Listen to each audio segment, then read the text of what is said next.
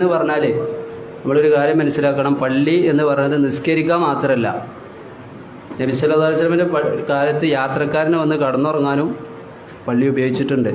പക്ഷെ ആ പള്ളിയുടെ ആദരവ് കാത്തു സൂക്ഷിക്കണം എന്ന് മാത്രം. ആളുകൾ ഈ ഫാൻ ഓഫാക്കി പോകണതും അതുപോലെ നിസ്കാര സമയത്ത് മാത്രം നിബന്ധന വെക്കുന്നതൊക്കെ ഉണ്ട്. ഒരു യാത്രക്കാരനുള്ള അത്താണിയും കൂടിയാണ് ഓരോ നാട്ടിലെ മുസ്ലിങ്ങളുടെ പള്ളി. നബി സല്ലല്ലാഹു അലൈഹി വസല്ലമയുടെ കാലത്ത് വീടില്ലാത്തവർ താമസിച്ചിരുന്ന സ്ഥലമാണ് പള്ളി. ഇപ്പം ഞാൻ കരുനാഗപ്പള്ളിയിൽ പോയപ്പോൾ അവിടെ ഒരു കൊല്ലമായിട്ട് ഒരു സാധു മനുഷ്യൻ ആ പള്ളിയിലാണ്. ആ പള്ളിയുടെ ഒരു മേൽനോട്ട് ശമ്പളത്തിനൊന്നുമല്ല, ആ പള്ളിയിലാണ് അദ്ദേഹം താമസിക്കുന്നത്. ഒരു കൊല്ലമായിട്ട് ഒരു സാധു മനുഷ്യൻ.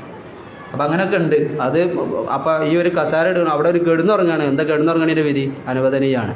ആ പള്ളിയിൽ ഒരാൾ തൻ്റെ ഒരു 2-3 ദിവസം ഒരു യാത്രക്കാരനായ ആൾ ഒരു വാടകയ്ക്ക് ഒരു ലോഡ്ജ് ഒന്നും എടുക്കാൻ പറ്റാത്ത ബുദ്ധിമുട്ടുള്ള ആൾ പള്ളി കമ്മിറ്റിനോട് ചോദിക്കുക, ധൈര്യമായിട്ട് ചോദിക്കുക, ഞാൻ ഒരു 5-6 ദിവസം ഇവിടെ നിന്നോട്ടെ, അല്ലെങ്കിൽ ഒരു മാസം എക്സാമിന് വന്നാൽ ഞാൻ ഇവിടെ നിന്നോട്ടെ